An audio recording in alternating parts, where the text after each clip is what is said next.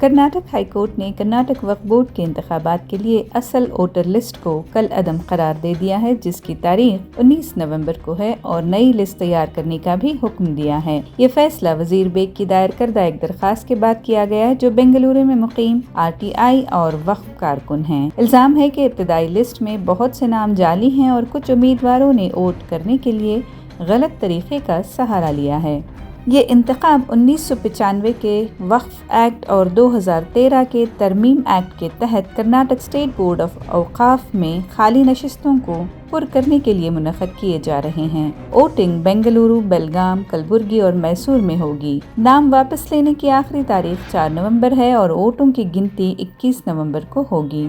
Bag نے تشویش ظاہر کی ہے کہ عدالت کے حکم کے باوجود نئی ووٹر لسٹ میں اب بھی نااہل نام شامل ہو سکتے ہیں۔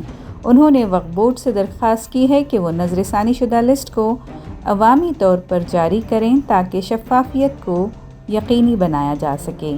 بیگ نے کہا کہ ووٹر لسٹ کی تیاری میں شامل ضلعی وقف افسران کو جعلی اندراجات کے لیے جواب دہ ٹھہرایا جائے گا، اور انہوں نے انتخابی عمل کو قانونی اور شفاف بنانے پر زور دیا ہے۔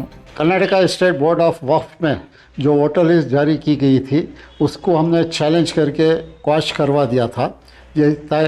اس ووٹر لسٹ میں اکثر میں سمجھتا ہوں 80 سے 90% ووٹرس جو ہیں اس میں بوگس نام داخل کر دیے گئے تھے، جن کی آمدنی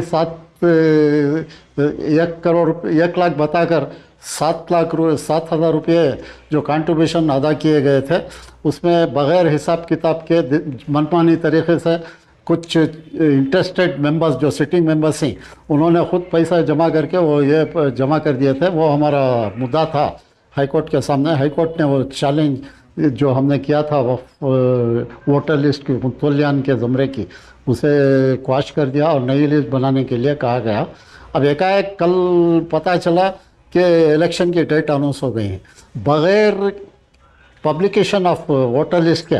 انہوں نے ووٹر لسٹ جاری کر کے الیکشن یہ کر دیا۔ ہم لوگ الیکشن کے مخالفت میں کبھی کام نہیں کیا، چونکہ جمہوریت میں الیکٹڈ باڈی ہی سب کچھ کر سکتی ہے اور عوام کی نمائندگی کرتی ہے، اس وجہ سے۔ لیکن وقف بورڈ میں جو ووٹر لسٹ تیار کی گئی ہے، اس میں بہت ساری دھاندلیاں سامنے آئی تھی اور آئی ہیں، اور مجھے لگتا ہے وقف بورڈ والے اپنے مطابق منمانی طریقے سے وقف کی ووٹر لسٹ بنا کے الیکشن ڈکلیئر کروا دیا ہے۔ الیکشن سے ہمیں کوئی لینا دینا نہیں ہے، الیکشن ہونا ہی چاہیے، لیکن جو متولیان کے زمرے میں جو لوگوں کے نام داخل کیا گئے ہیں، وہ خود اپنے لیے فائدہ حاصل کرنے کے لیے وہ داخل کیا گیا ہے۔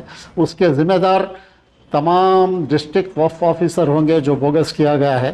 الیکشن ہونے کے بعد بھی ہم اس کے اوپر تحقیقات کریں گے، اور انشاءاللہ جو غلط کام ہوئے ہیں اسے روکنے کی کوشش کریں گے، اور ہائر اتھارٹیز کے سامنے اور ہو سکے تو پولیس کے سامنے بھی ہم جائیں گے۔